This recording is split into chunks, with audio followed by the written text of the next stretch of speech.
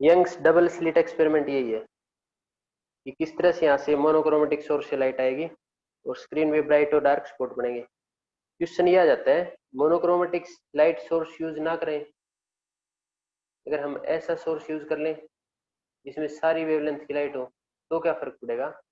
अगर हम monochromatic source use नहीं करेंगे तो यहाँ पे स्क्रीन के ऊपर ब्राइट या डार्क क्लियर पैटर्न नहीं आएगा, यहाँ पे सभी कलर की लाइट बन जाएंगी और हमें साफ साफ दिखाई नहीं देगा कहाँ पे कंस्ट्रक्टिव इंटरफेरेंस है, कहाँ पे डिस्ट्रक्टिव इंटरफेरेंस।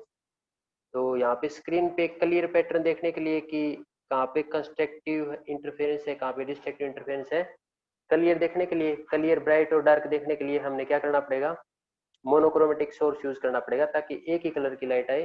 तो एक जगह डार्क हो जाएगा, दूसरी जगह वो लाइट दिखेगी, फिर डार्क, दूसरी जगह वो लाइट दिखेगी, तो क्लियर पैटर्न बनेगा अगर मोनोक्रोमेटिक सोर्स का हमने यूज किया है। तो ये क्वेश्चन आ सकता है एग्जाम में। चलो ठीक है, नेक्स्ट बढ़ते हैं। Condition for constructive and destructive interference. Condition for constructive and, ये क्या कंडीशन है, कब बनेंगे डिस्ट्रक्टिव इंटरफेरेंस। हमने ये तो देख लिया कि क्रस्ट पे क्रस्ट और ट्रफ पे ट्रफ जाएगा तो कंस्ट्रक्टिव बनेगा, अपोजिट है तो डिस्ट्रक्टिव बनेगा। लेकिन क्रस्ट पे क्रस्ट और ट्रफ पे ट्रफ कब जाएगा वो कंडीशन निकालनी है, तो condition of constructive and destructive interference ये पढ़ेंगे। और सभी बच्चे ये डायग्राम मैंने ये ऊपर बनाया था, ये बना के देखेंगे खुद के हाथ से, पहले एक डार्क लाइन फिर डॉटेड फिर डार्क, और उनको मिला के देखेंगे कि पैटर्न क्लियर अच्छी तरह बन रहा है या नहीं बन रहा है ना, मैच करके देखेंगे बुक से। चलो देखो फिर, तो कंस्ट्रक्टिव या डिस्ट्रक्टिव इंटरफेरेंस की हम कंडीशन निकालेंगे, इसमें हम पहले इंटेंसिटी निकालेंगे, उस इंटेंसिटी से फिर कंडीशन आ जाएंगी। इंटेंसिटी का मतलब कहाँ पे ब्राइट बनेगा और कहाँ पे डार्क बनेगा इससे। तो देखो फिर सिंपल हम ले लेते हैं कि यहाँ पे एक सोर्स है, यहाँ पे वो सिंगल स्लिट थी, स्लिट थी जिसके अंदर एक होल था, इसके अंदर दो होल है, यहाँ पे स्क्रीन है, यहाँ पे स्क्रीन, एक इस होल से लाइट रह गई, एक इस होल से लाइट रह गई, दोनों यहाँ पे मिल गई, यहाँ पे मिल गई, तो यहाँ पे पी पॉइंट है, यहाँ पे ब्राइट कब बनेगी डार्क कब बनेगी इनकी कंडीशन हम निकालने जा रहे हैं। तो यहाँ से तो लाइट रे इधर गई है ना, इस सोर्स से लाइट रे इधर, फिर इधर से लाइट रे इधर, ठीक है। चलो फिर निकालते हैं, तो ये लाइट रे इधर गई ना, तो इसका यहाँ से यहाँ तक का डिस्प्लेसमेंट, तो फर्स्ट लाइट का डिस्प्लेसमेंट लिख लेते हैं हम, y1 is equal to a1 sine omega T. Wave को ऐसे रिप्रेजेंट करते हैं, साइन वेव को साइन वेव इस तरह से, ठीक है। तो फर्स्ट वेव का डिस्प्लेसमेंट यहाँ से यहाँ तक ये होगा, सेकंड वेव का डिस्प्लेसमेंट, वो सेकंड वेव का हमने देखा कि सेकंड वेव का तो डिस्टेंस थोड़ा ज्यादा है, ज्यादा है, तो इसका फेज अलग है और इसका फेज अलग, तो फेज अलग है तो हम इतना कर देते हैं कि दूसरी वेव का फेज थोड़ा ज्यादा है, थोड़ा ज्यादा तो फाई कर देते हैं, इसमें ओमेगा टी था ना, इसमें ओमेगा टी प्लस में फाई, ठीक है। तो दोनों ही ये वेव है, साइन वेव है, यहाँ पे जाके मिली, यहाँ पे जाके मिलेगा, तो कंस्ट्रक्टिव या डिस्ट्रक्टिव कब बनेगा वो देखेंगे उसकी कंडीशन। ऐसा हो गया, ये दोनों लाइट रे यहाँ पे जाके मिल गई ना, यहाँ पे जाके मिल गई तो दोनों को मिला दो, तो नेट डिस्प्लेसमेंट आ जाएगा, दोनों को मिलाओ, y1 प्लस y2, ठीक है, मिला लो, a1 sine omega T plus में a2 sign omega T plus five, इतना आ गया। थंब इंप्रेशन देके बताओ ये किसके उसको समझ में आया इतना, कौन कौन एक्टिव है, जल्दी थंब इंप्रेशन देके बताओ। नहीं करते कभी वीडियो ऑफ करने के लिए। चलो देखो फिर, एक लाइट रे यहाँ से गई, एक लाइट रे यहाँ से, दोनों यहाँ पे मिल गई, तो इस लाइट रे को ऐसे रिप्रेजेंट कर दिया और दूसरी को ऐसे, वेव को ऐसे रिप्रेजेंट करती है, हमने 11th में भी पढ़ रखा है ना, वेव एंड ऑसिलेशन के अंदर ये सेम इक्वेशन पढ़ी थी। दोनों जाके यहाँ पे मिल गई तो दोनों मिल गई, लाइट रे मिल जाएगी, इसको क्या कहते हैं इंटरफेरेंस। तो हम ये इंटरफेरेंस की कंडीशन देखने जा रहे हैं, यहाँ पे ब्राइट बनेगा या डार्क बनेगा, ठीक है ना। चलो फिर इसको आगे सोल्व करते हैं, इसको आगे सोल्व करते हैं तो हम ऐसे कर लेते हैं, ये तो as it is a1 sine omega T, और इस पे साइन ए प्लस बी का फॉर्मूला लगा देते हैं, क्योंकि ये ए है और ये बी है, तो साइन ए प्लस बी का फॉर्मूला लगा देते हैं। तो a2 तो एज इट इज, इस पे साइन ए प्लस बी का फॉर्मूला लगाएंगे तो साइन ए कोस बी प्लस कोस ए, तो ये तो ये है ना कोस ए, और साइन बी, तो बी ए। ठीक है, इसे A2 सारे से बाहर आएगा, इस पे फॉर्मूला लगा दिया साइन ए कोस बी, कोस ए साइन बी। ठीक है, A2 किससे मल्टीप्लाई, इससे भी, सारे से मल्टीप्लाई है, सारे से कर दो अलग अलग। ठीक है, तो ये A1 sine omega T, A2 किससे मल्टीप्लाई कर लेते हैं, इससे भी कर देते हैं। ठीक है, साइन ओमेगा टी इसमें भी और इसमें भी है, इन दोनों में से कॉमन ले लेते हैं अब, है ना। पहले तो इस पे साइन ए प्लस बी का फॉर्मूला लगा के सोल्व कर लिया। अब इन दोनों में साइन ओमेगा टी है, कॉमन ले लो। तो साइन ओमेगा टी में कॉमन ले लेता हूँ, यहाँ पे क्या बच गया A1, ओमेगा टी कॉमन ले लिया तो A2 cos phi, A2 cos phi. ठीक है ना। ठीक है, अब ये बच गया हमारे पास, और ये बच गया तो इसको मैं ऐसे लिख देता हूँ A2 साइन फाई को पहले लिख लेता हूँ, sine phi cos omega T बाद में, कोई फर्क नहीं पड़ेगा इससे।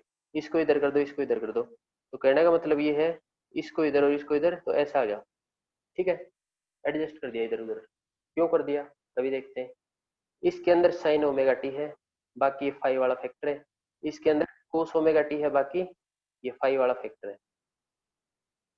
हम इस सारे को पुट करेंगे अब, इस सारे को क्या पुट करेंगे, इस सारे को हम ए कोस थीटा पुट कर लेंगे, इस सारे को A cos theta, A1 plus A2 cos phi को ए कोस थीटा, और इस सारे को साइन ओमेगा टी है ना, उसके साथ में जो भी बच गया उसको ए कोस थीटा पुट कर लो। ये ओमेगा टी वाला है ना, इसके साथ वाला, यहाँ पे ओमेगा टी वाला है, ये है, तो इसके साथ वाला तो ये बच गया। यहाँ पे कोस था तो इसको ए कोस थीटा, और यहाँ पे साइन है ना तो इसको ए साइन थीटा पुट कर लेंगे, ए साइन थीटा। ठीक है ना, ऐसे पुट करेंगे, ऐसे पुट करेंगे। देखो यहाँ पे साइन ओमेगा टी और ये कोस थीटा, यहाँ पे साइन थीटा और ये कोस ओमेगा टी, है ना। तो यहाँ पे जो साइन के साथ में एंगल है ना, वो यहाँ पे कोस के साथ में है, और यहाँ पे जो कोस के साथ में एंगल है वो यहाँ पे साइन के साथ में। तो फिर दोबारा ये साइन ए कोस ए साइन बी का फॉर्मूला बन जाएगा। ठीक है, इसका मतलब इससे एक वेव बन गई, फाइनल वेव, इससे एक फाइनल वेव बन जाएगी। तो चलो लिख लेते हैं इस वेव को। ए तो इसकी जगह हम ये लिखेंगे ना, ए कोस फाई, ये बनेगा साइन ओमेगा टी, और ये कोस थीटा, ए पहले लिख लेता हूँ। इसमें भी ये साइन थीटा और साथ में cos phi, cos omega T, दोनों का ए इसमें भी बाहर निकाल लिया, ए बाहर निकाल लिया। देखो ये क्या बन गया, साइन ए कोस बी, और ये कोस ए साइन बी। यहाँ पे साइन के साथ में, वो यहाँ पे कोस के साथ में है ना, तो साइन ए कोस बी और कोस ए sine B, sign A plus B का फिर फॉर्मूला बन गया है। ठीक है ना, इसका मतलब एक कंबाइंड वेव बन गई। ऐसी वेव है उसको एसएचएम कहते हैं, सिंपल हार्मोनिक वेव। ठीक है, जो हमने ये टर्म लिए थे ना, इनका स्क्वेयरिंग एंड एडिंग कर देंगे। जो ये टर्म लिए थे, ए कोस थीटा इसके इक्वल लिया था, ए साइन थीटा इसके इक्वल, इनका स्क्वेयरिंग एंड एडिंग कर देंगे। तो चलो करते हैं फिर, इससे हमारे पास रिजल्ट आ जाएगा फिर। चलो फिर इनकी स्क्वेयरिंग और एडिंग करते हैं। सिंपल है बिल्कुल, दो वेव लो, यहाँ पे जाके दोनों मिल जाएंगे, दोनों को मिला दो। यहाँ पे ए प्लस बी दिख रहा है, साइन ए प्लस बी का फॉर्मूला लगा दो। इसमें और इसमें साइन ओमेगा टी कॉमन है, तो इसमें और इसमें से साइन ओमेगा टी हम एक बार तो इसकी इन दोनों से मल्टीप्लाई कर दो, फिर इनमें से साइन ओमेगा टी कॉमन ले लो, और ये वाला एज इट इज। ठीक है ना, ओमेगा टी के साथ जो भी है उसको ए कोस थीटा, यहाँ पे भी ओमेगा टी के साथ में जो भी कुछ है ना उसको ए साइन थीटा पुट कर लो। इस वाले में कोस है तो कोस थीटा पुट करना, इस वाले में साइन है तो साइन थीटा। ठीक है ना, अब इसको और इसको हम आगे लिखते हैं। तो हमने अब तक ये किया है, इम्पोर्टेंट है ये डेरिवेशन, 100% आएगा एग्जाम में। अब तक हमने ये पुट किया है, A1 A2 कोस फाई की जगह पुट किया है A cos theta, A2 sine phi, इसकी जगह पुट किया है ए साइन थीटा, है ना। कोस वाले के साथ कोस थीटा, साइन वाले के साथ sine theta. First equation second equation, दोनों को स्क्वेयरिंग एंड एडिंग करो। ऐसा करने से हमारा रिजल्ट आ जाएगा, इंटेंसिटी आ जाएगी। स्क्वेयरिंग एंड एडिंग, स्क्वेयर भी करो और ऐड भी करो। तो इसका कर लो square, A1 plus A2 cos phi, कर लिया स्क्वेयर। इसका भी करो स्क्वेयर,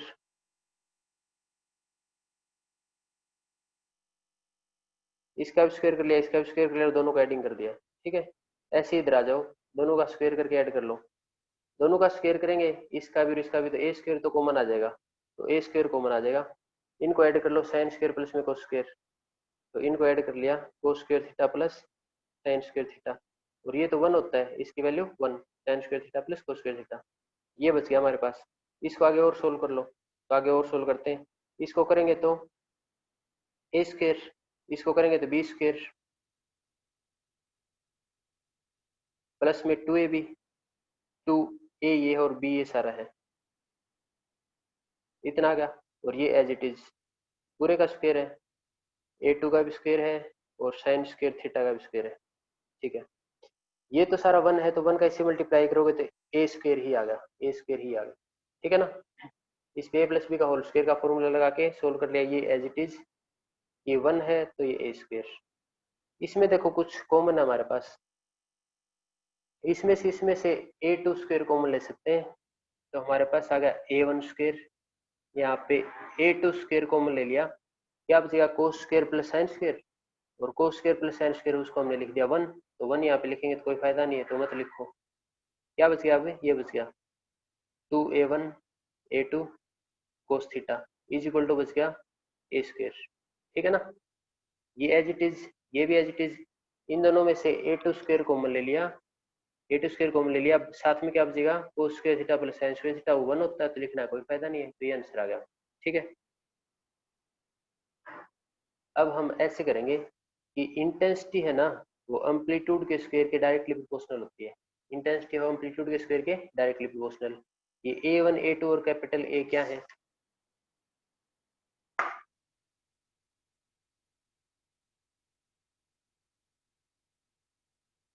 यहाँ पे ये a2 है, इसकी वैल्यू हमने भी a2 पुट कर रखी है, तो a1 a2 क्या है, जो यहाँ से वेव जा रही थी ना, वेव यहाँ से जो वेव गई है, इसका एम्पलीट्यूड है a1 और इसका एम्पलीट्यूड a2, a1 a2 तो इन वेव के एम्पलीट्यूड है, और जो फाइनल वेव यहाँ पे बनेगी ना, फाइनल वेव यहाँ पे बनेगी, तो फाइनल वेव हमारे पास ये बनी है, इसका एम्पलीट्यूड कैपिटल है, ठीक है, इसका एम्पलीट्यूड कैपिटल है, ये फाइनल वेव ऐसे बन गई, तो ये एम्पलीट्यूड ये होता है, ठीक है ना, मैक्सिमम वाइब्रेशन ऑसिलेशन।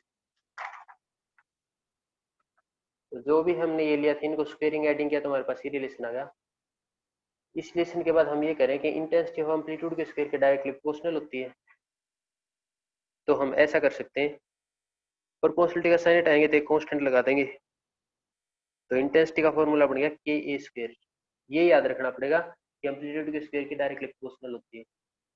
इस पूरी इक्वेशन को अगर हम के से मल्टीप्लाई करें तो इस पे कोई फर्क नहीं पड़ेगा, तो इस पूरी इक्वेशन को हम के से मल्टीप्लाई कर देते हैं, इसको भी, इसको भी, इसको भी, इसको भी, सारे को के से मल्टीप्लाई कर दिया, और के से मल्टीप्लाई कर दिया, तब देख लो क्या लिखे, के से इसको मल्टीप्लाई करेंगे तो के a1 स्क्वायर, के इंटू में एम्पलीट्यूड का स्क्वायर, और के इंटू में एम्पलीट्यूड का स्क्वायर क्या होता है, इंटेंसिटी, तो ये फर्स्ट वेव की इंटेंसिटी है, अगर के से इधर मल्टीप्लाई कर दिया तो फर्स्ट वेव की इंटेंसिटी, इसको इधर मल्टीप्लाई करेंगे तो के a2 स्क्वायर सेकंड वेव की इंटेंसिटी, और इसको इधर मल्टीप्लाई करेंगे तो अभी बताता हूँ मैं, फिर इसको इधर मल्टीप्लाई करेंगे तो इस के को मैं ऐसे लिख सकता हूँ, रूट के इंटू में रूट के, ऐसा करने से इस पे कोई फर्क नहीं पड़ेगा, है ना। इस के का हमने इससे मल्टीप्लाई किया है, और इस के को मैंने रूट के और रूट के कर दिया, दोनों का मल्टीप्लाई करेंगे तो के ही बनेगा, बाकी सारा एज इट इज, ये भी एज इट इज। इसके का इससे मल्टीप्लाई करेंगे तो के ए स्क्वायर, तो ये आई पूरी वेव की इंटेंसिटी, ऐसे बन गया। अब देखो इनकी जगह क्या लिखें, इनकी जगह हम ये लिख देंगे, ये इंटेंसिटी है। अभी मैं 2 सेकंड के बाद फिर ज्वाइन कर रहा हूँ, फोन एक बार डिस्कनेक्ट होगा।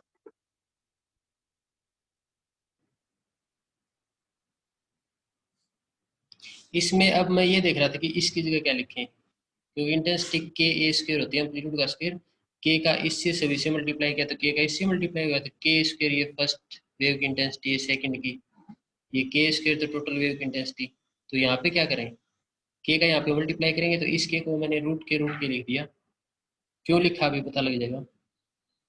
अगर मैं इसको ऐसे लिखना चाहूँ, दोनों तरफ रूट कर दूं, दोनों तरफ अगर मैं इसका रूट कर दूं तो ये तो होगा रूट आई, ये क्या हो गया रूट के, और ये ए स्क्वायर तो बाहर निकल जाएगा रूट से, तो ए स्क्वायर बाहर निकलेगा तो ए आ गया, है ना, ए आ गया। तो अब देखो ये as it is I one, ये I2 प्लस में 2, ये रूट के A1, रूट के और एम्पलीट्यूड का मल्टीप्लाई रूट आई के इक्वल है ना, तो रूट के और इस A1 को लूंगा तो फर्स्ट वेव की इंटेंसिटी, और इंटेंसिटी का रूट आएगा तो रूट आएगा यहाँ पे रूट। अगर मैं इस के को और इसको लूं तो रूट के इंटू में एम्पलीट्यूड, और रूट के इंटू में एम्पलीट्यूड क्या है, इंटेंसिटी का रूट। तो ये सेकंड वेव का एम्पलीट्यूड है ना, तो सेकंड वेव की इंटेंसिटी। तो मैं इसको ऐसे लिख सकता हूँ, टू एज इट इज, ये रूट के और ए है, ये रूट I1 के इक्वल, रूट के और A2 है रूट I2 के इक्वल, और ये cos theta as it is, cos theta as it is, और ये आई। तो ये हमारे पास आ गई इंटेंसिटी। किसकी इंटेंसिटी, जो भी स्क्रीन पे लाइट बनी है ना, रिजल्टेंट वेव, उसकी इंटेंसिटी ये है। उसके अंदर फर्स्ट वेव की इंटेंसिटी भी है, सेकंड की भी है, और उसके अंदर एक ये है कोस थीटा। जो ये टर्म है ना यहाँ पे जो ये टर्म है root I1 I2 cos theta, इसको इंटरफेरेंस टर्म कहते हैं। इंटरफेरेंस टर्म मतलब इंटरफेरेंस इस पे डिपेंड करता है, इंटरफेरेंस टर्म, इंटरफेरेंस इस पे डिपेंड करता है। इसका मतलब कि इंटरफेरेंस कंस्ट्रक्टिव बनेगा डिस्ट्रक्टिव, इस पे डिपेंड करता है। तो चलो देखते हैं फिर। तो देखो फिर कंस्ट्रक्टिव कब बनेगा, कंस्ट्रक्टिव, तो कंस्ट्रक्टिव तो तब बनेगा, कंस्ट्रक्टिव का मतलब जहाँ पे ब्राइट लाइट हो, है ना, ब्राइट, और ब्राइट लाइट जब होगी जब इंटेंसिटी ज़्यादा हो, तो ये इंटेंसिटी ज़्यादा हो, ये इंटेंसिटी, और ये इंटेंसिटी ज़्यादा तब होगी जब कोस थीटा की वैल्यू ज़्यादा हो। जिस भी इक्वेशन के अंदर कोस थीटा साइन थीटा आ जाए और हमसे पूछे कि ये मैक्सिमम या मिनिमम, तो अगर कोस थीटा की वैल्यू मैक्सिमम पुट करेंगे तो ये सारी चीज़ मैक्सिमम हो जाएगी, और कोस थीटा की वैल्यू मिनिमम पुट करेंगे सारी चीज़ें मिनिमम, ऐसा रूल है। तो हम कंस्ट्रक्टिव इंटरफेरेंस पढ़ने जा रहे हैं। मतलब ब्राइट ब्राइट तब होगा जब ये सारी इंटेंसिटी ज़्यादा होगी, कब होगी ज़्यादा, जब कोस थीटा की वैल्यू मैक्सिमम होगी, और कोस थीटा की वैल्यू तो मैक्सिमम 1 ही होती है, कोस थीटा की वैल्यू तो मैक्सिमम 1, टेबल के अंदर देखोगे ना कोस 30 45 60 सबसे ज़्यादा वैल्यू 1 मिलेगी। ठीक है, हम ऐसा कौन सा एंगल यहाँ पे पुट करें जिसकी वजह से ये एंगल 1 आ जाए, तो कोस 0 1 होता है, कोस 2 पाई भी 1 होता है, कोस 4 पाई भी 1 होता है, ऐसा पुट कर सकते हैं। तो हमारे पास थीटा की ये कंडीशन आ गई है ना। तो ये थीटा क्या है, इस थीटा को फेज कहते हैं, फेज, फेज, ठीक है, फेज का मतलब एंगल। अब देखो, एक तो थीटा का फॉर्मूला ये है, एक फॉर्मूला और बनाते हैं थीटा का, कैसे बनाते हैं, ऐसे बनाएंगे।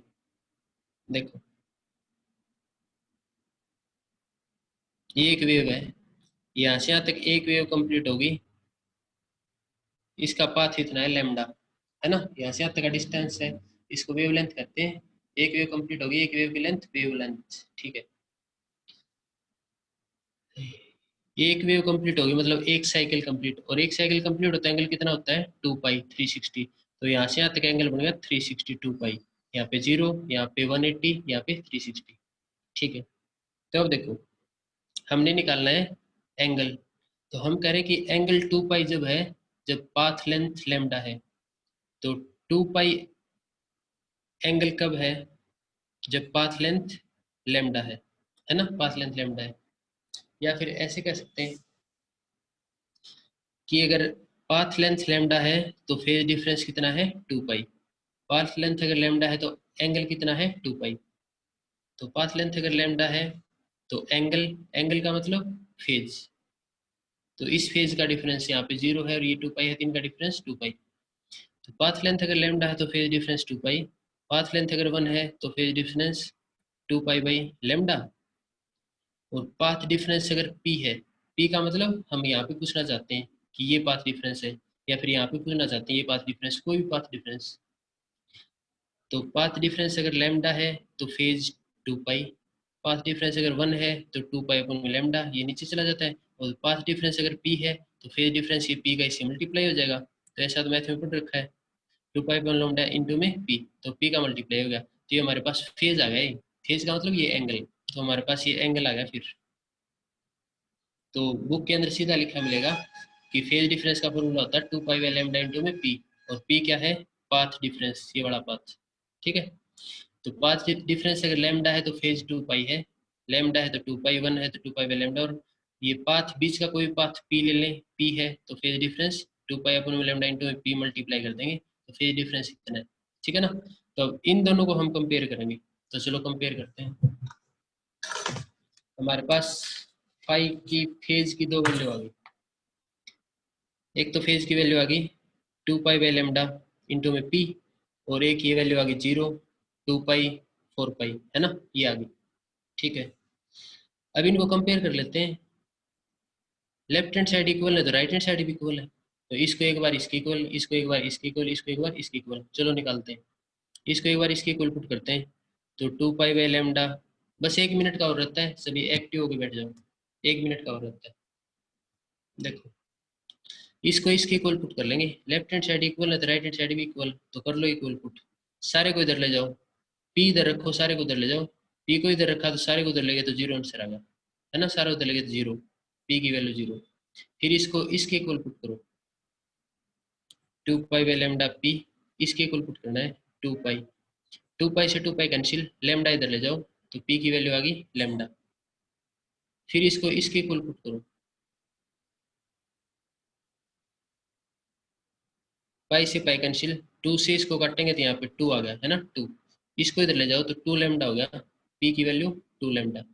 तो हमें ऐसे दिख रहा है कि पी की वैल्यू 0 आई, लैम्डा आई, 2 लैम्डा आई, और आगे सोल्व करते जाएंगे तो 3 लैम्डा, और इस तरह से आती जाएगी, है ना, पी की वैल्यू इस तरह से आती जाएगी। पी क्या है, पी क्या है, वेव ऐसे चल रही है ना, तो ये पाथ, कि ये पॉइंट है तो ये पाथ, ये पॉइंट है तो ये पाथ, पाथ। ठीक है, तो जो पाथ डिफरेंस हमारा आया है ना, पाथ डिफरेंस वो कितना आया, 0 लैम्डा, 2 लैम्डा, 3 लैम्डा। किसका पाथ डिफरेंस, कौन सा पाथ डिफरेंस, कहाँ पे होता है पाथ डिफरेंस, यहाँ पे होता है। हम क्या पढ़ने जा रहे हैं, लाइट को हमने मिला दिया, तो इस लाइट ने तो इतना पाथ कवर किया और इसने तो इतना पाथ कवर किया, ये तो पाथ ज्यादा है, तो ज्यादा है तो इस वाले पाथ में से सब्ट्रैक्ट कर लो तो पाथ डिफरेंस आ जाएगा ना, तो इसका कितना पाथ डिफरेंस ज्यादा है, इन दोनों के पास डिफरेंस कितना है वो हमने निकाल दिया। इस डेरिवेशन की हेल्प से हमने इनका पाथ डिफरेंस निकाल दिया। क्या पाथ डिफरेंस निकाल दिया, ये निकाल दिया 0 लैम्डा, 2 लैम्डा, 3 लैम्डा। की कंस्ट्रक्टिव इंटरफेरेंस है, अगर ब्राइट फ्रिंज बनेगी तो ब्राइट फ्रिंज की कंडीशन ये थी कि इस ये इंटेंसिटी ज्यादा होनी चाहिए, ये ज्यादा तब होगी जब कोस थीटा की वैल्यू मैक्सिमम, कोस थीटा की वैल्यू मैक्सिमम 1 है तो 1 तब आएगा जब इस थीटा की वैल्यू हम 0 पाई 2 पाई पुट कर लें, थीटा की वैल्यू, और थीटा का दूसरा फॉर्मूला ये 2 पाई/λ इंटू में पी, ये ब्राइट का है ना, तो इन दोनों का यूज करके हमने पाथ डिफरेंस निकाल दिया। तो इसका मतलब स्क्रीन के ऊपर एक लाइट इधर से जाएगी इस होल से, एक इस होल से, तो स्क्रीन के ऊपर लाइट जाएगी तो ब्राइट लाइट कब बनेगी, जब इन दोनों का path difference 0 lambda, 2 lambda, 3 lambda अगर ऐसा है तो ब्राइट बनेगी, नहीं तो ब्राइट नहीं बनेगी। तो इसको हम कॉमन फॉर्मूले से लिख लेते हैं, P is equal to N lambda, कि पाथ डिफरेंस अगर इंटीग्रल मल्टीपल ऑफ लैम्डा है, इंटीग्रल का मतलब n का मतलब n की वैल्यू 0 1 2 3 4 इंटीजर है, 0 पुट करोगे तो ये आ जाएगा, 1 पुट करोगे तो ये आ जाएगा, है ना, तो कॉमन फॉर्मूला ये। तो अगर path difference integral multiple of wavelength है तो स्क्रीन पे कंस्ट्रक्टिव इंटरफेरेंस होगा, ब्राइट फ्रिंज बनेगी। ठीक है, डार्क बनानी है तो डार्क कैसी बनेगी, देखो, डिस्ट्रक्टिव इंटरफेरेंस, और डिस्ट्रक्टिव इंटरफेरेंस का मतलब डार्क फ्रिंज कब बनेगी, डार्क फ्रिंज का मतलब इंटेंसिटी कम होगी तब बनेगी, ये हमारी इंटेंसिटी, इंटेंसिटी कम कब होगी, जब कोस थीटा की वैल्यू मिनिमम हो, कोस थीटा की वैल्यू मिनिमम -1 होती है, कोस थीटा की वैल्यू -1 नहीं 0 लेते हैं, मिनिमम में 0, और कोस थीटा की वैल्यू 0 कब हो सकती है,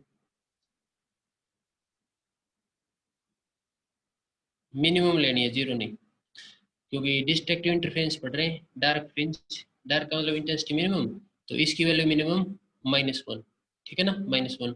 ठीक है, कोस थीटा की वैल्यू -1 कब होगी, जब हम इस थीटा की वैल्यू पाई पुट करें, कोस पाई -1 होता है, फिर उसके बाद 3 पाई पुट करें,